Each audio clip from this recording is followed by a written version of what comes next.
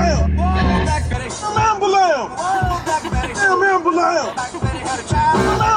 my god, that's so stupid. That's fucking stupid. That shit had me rolling this morning when I saw it. I almost died. The internet. I know, right? Yeah, you need to stay off. Is that enough internet for the day? Yes.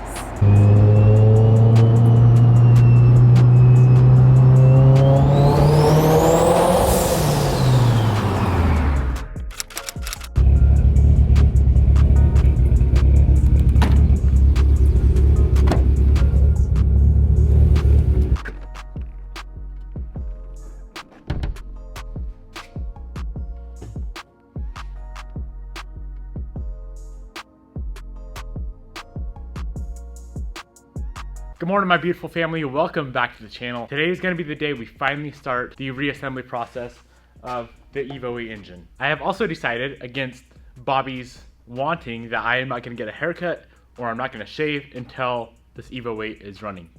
As soon as we have the first startup, I'm allowing myself to get cleaned up a little bit. So I'm going to look like this, and I'm not going to wear a hat. I'm not going to cover any of this up until this car is running. That in itself should be enough motivation for me to just get this thing done, get it back on the road, and freaking head in and get all of this fixed. So I went in this morning and picked up the block, and first thing I did when I got home was do some quick measurements on it. As you guys saw, I haven't written anything down yet, but based off the look of it, it looks like our piston wall clearance is gonna be spot on.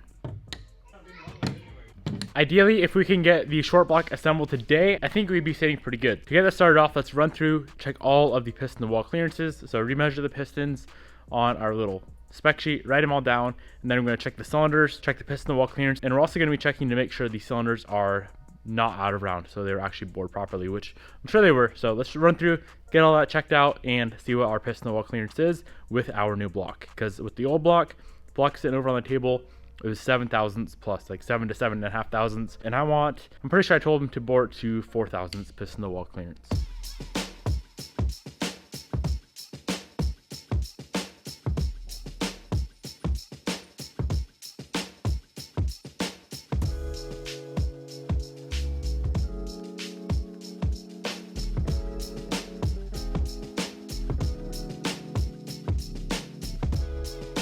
All right, so we got all of the cylinders measured. Cylinder 1 is 3.4245, 2 is 3.4248, 251, and 4251 on cylinder 3 and 4. We checked to make sure they're not out of round as well, and they're all very, very squared, I guess you would call it. Same measurement on the top of the cylinder, middle of the cylinder, bottom of the cylinder, and if you measure here, versus here, versus here, versus here, versus here, it's all the same on all 4 cylinders. So thankfully, they're not out of round. That's one of the main things I was concerned with. Now let's run through and measure the pistons. They did mark all the pistons, and they wrote their measurement on the pistons as well. So cylinder 4 is 3.4205, and if we look on our sheet of cylinder 4's bore measurement, it's 3.4251. so that'd give us around a 4,500 piston wall clearance based off their measurement. That one was 3.4209, 3.4211, and 3.4211. So as you can see, all the pistons are different size, and that's probably why they bored all the cylinders different sizes as well. We could probably get away with just going off of their measurements, but I'm gonna sleep a whole lot better at night knowing that this is properly done and that we're double checking it ourselves.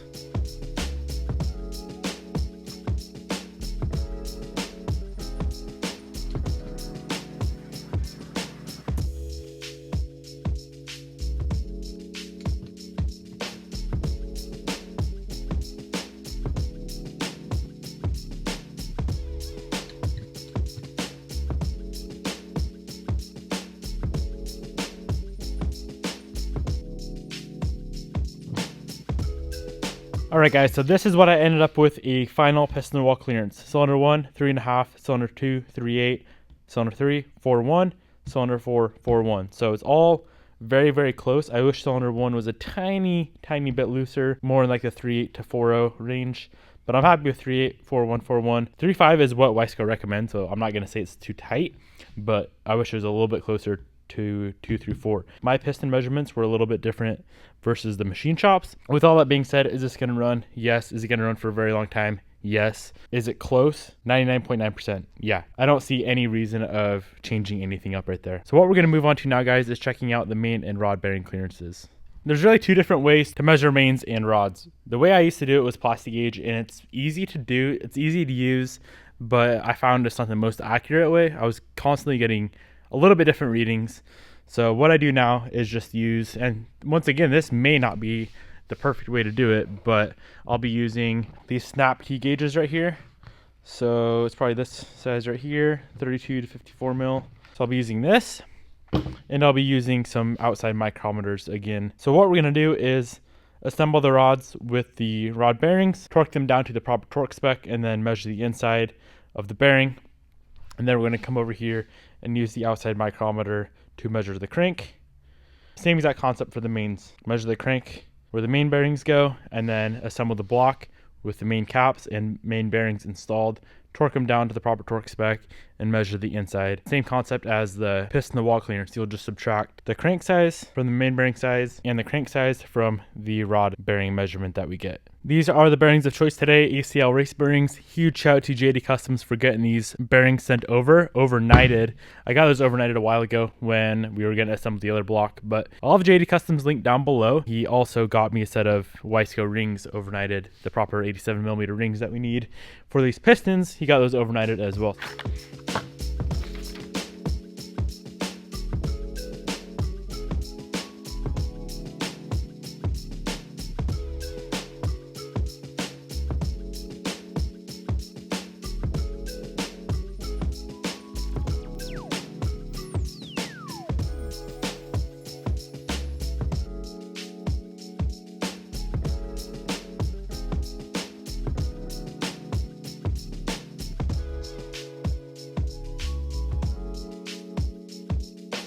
I figured I'm going to jump on the camera real quick and show you guys a little something that I just noticed. One little important thing to note, that bearing tang, you see that little indent in the cap and the indent in the rod, those always have to go on the same side. So it's going to fit either way, as you see right here. It fits either way, but is machined together with the tang on each side. So if we had the bearing tang on the rod on this side, the cap on this side, and it's flip-flopped 180, we'd get it all together and the motor probably wouldn't even turn over. Or if it did, it probably wouldn't last all that long. So quick little tip for you guys, bearing tang on the cap always has to go with the bearing tang on the rod.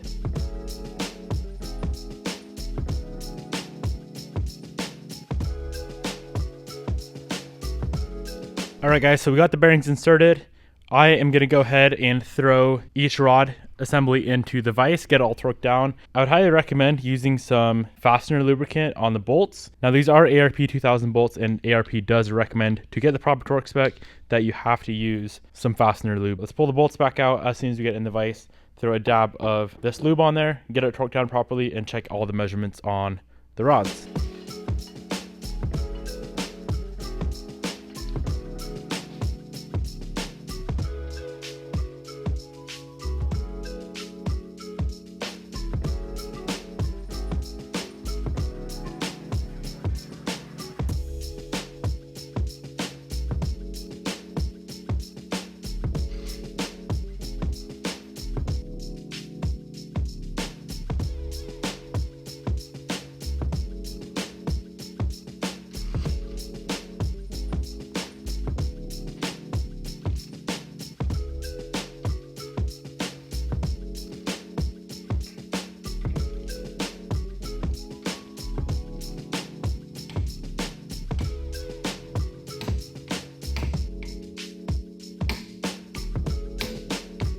So we got all of the rods assembled, torqued to the proper torque spec. So let's run through, measure the inside diameter of each rod, and then measure the outside diameter on the crank, and see what oil clearances we come up with for our rods.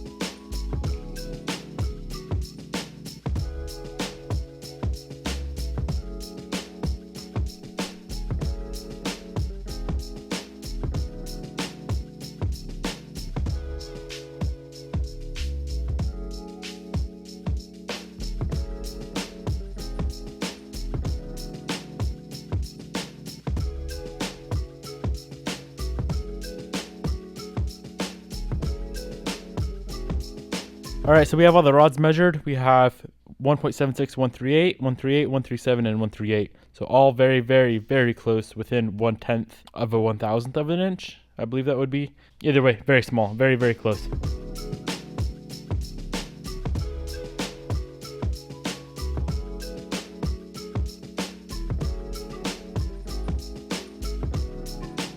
So these are the final numbers on the rod bearing clearances. We have 0023, 23, 22, and 23. I'm very, very happy with those. So let's run over to the mains, check out the mains, and if those are in spec, which I'm guessing they will be, we can get pretty much the whole short block assembled.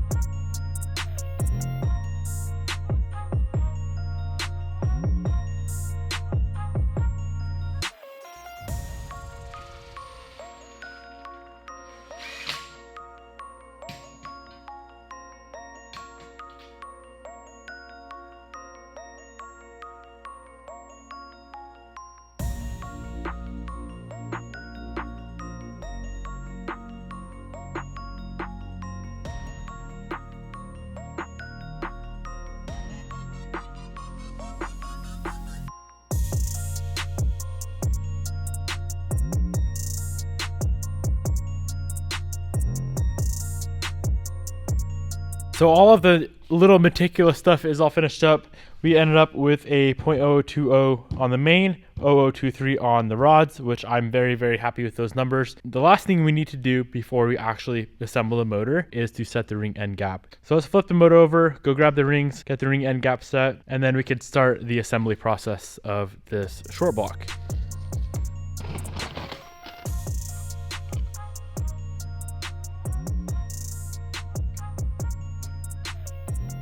The piston wall clearance and all the bearing clearances are set by the machine shop. The only thing that we really have control over is the piston ring end gap. So I'm going to be setting the top ring end gap at .022 and the second ring end gap at .026. The oil rings, I'll show you guys when I open it up here in a second, but the oil rings you don't touch whatsoever. You just leave them as is. So top compression ring .022, second compression ring .026. And how we are going to set that is with this piston ring end gap filer right here, and then we have a set of feeler gauges to check the actual gap itself. This is the last thing we got to do, and then we can start getting this thing assembled.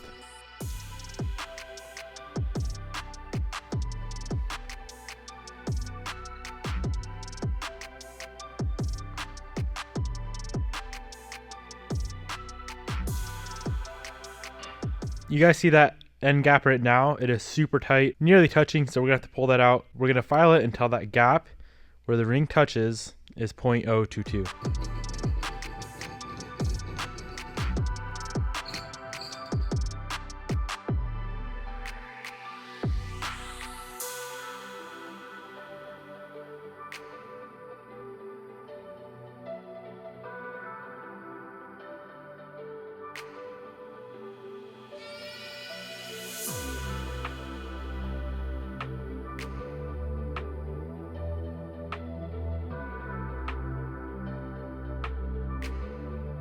We are all done with what I consider the hard part of an engine build, which is all the measurements, the ring end gap, all that stuff. That was definitely the most time consuming. We probably just spent, I don't know, 3 hours checking all the measurements and setting the ring end gaps. So what we're gonna do from here, guys, I'm actually gonna throw this engine on the engine stand. I don't know why I didn't earlier, but throw it on the stand. We're gonna pull off the crank girdle, pull off all the bearings, go through, get everything fresh and clean, and then we could start the assembly process. So we're going to start with the crank, get the crank installed with obviously with all the bearings. We've picked up some assembly lube right here. We'll be using a decent amount of assembly lube. So get the crank in, get the rings onto the pistons. I'll show you guys how to do that here in a second. The pistons are already installed on the rod, so we're good to go there. And then we're going to insert the piston and rod together into the block, bolt it to the crank, and then the whole rotating assembly will be finished up.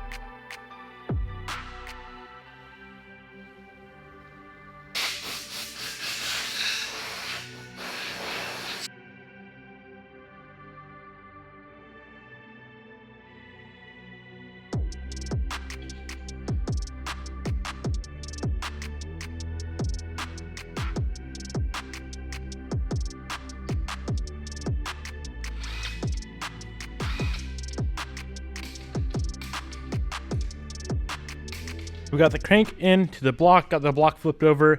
Now one by one, we're gonna put the rings on the pistons and insert the piston and rod down into the corresponding cylinder. So this is cylinder 1, this is cylinder 4. So it goes 1, 2, 3, 4. And as you can see, each piston is labeled 1 through 4, as well as the box of rings. We're gonna be following Wiseco's guide on the ring end gap placement. Take a good look at that. Top compression ring, second compression ring, oil expander ring, oil rail bottom, oil rail top. Now on the rings, the top compression ring, if it'll focus, top compression ring is the shiny one, and there is a letter on the top. The N on the ring faces toward the top of the engine, so toward the head. The second compression ring is the black ring, and the N faces toward the top as well.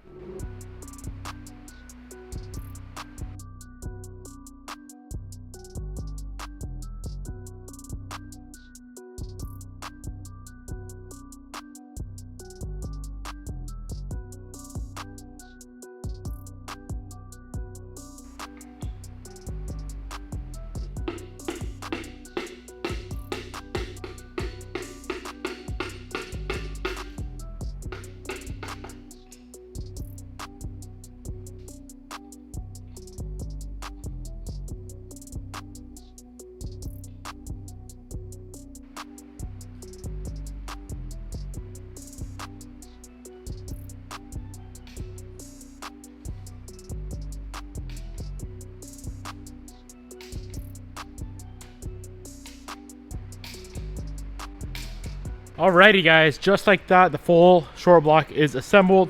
Crank is in, pistons are in, rods are in, ARP main studs are in, the ARP rod bolts, which come with the Manley H-beams, are in. So a quick little rundown. This is a 4G64.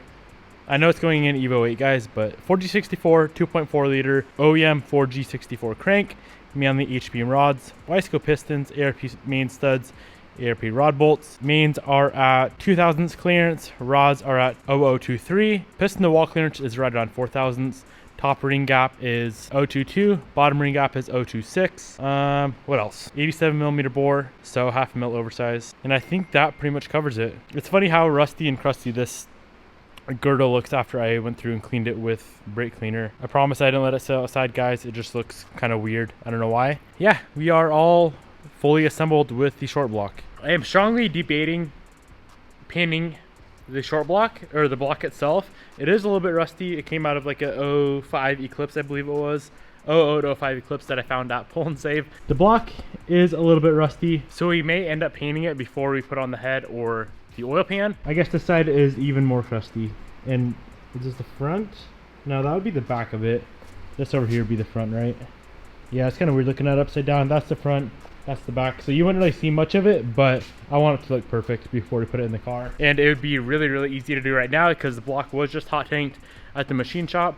So all we have to do is mask off a few things, go through, clean it with brake cleaner, and slap some paint on it. So I'll probably do that tomorrow. But I achieved my goal today.